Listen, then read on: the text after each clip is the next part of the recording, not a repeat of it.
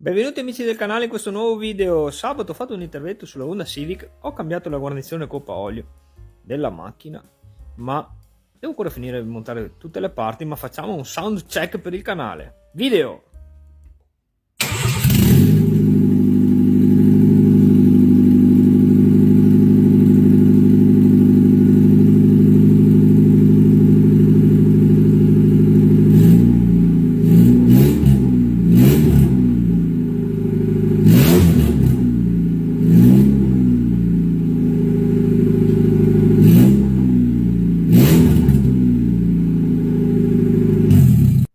Bene amici, avete visto l'intervento, è andato veramente molto bene, la macchina si accende perfettamente e non ci sono perdite di olio.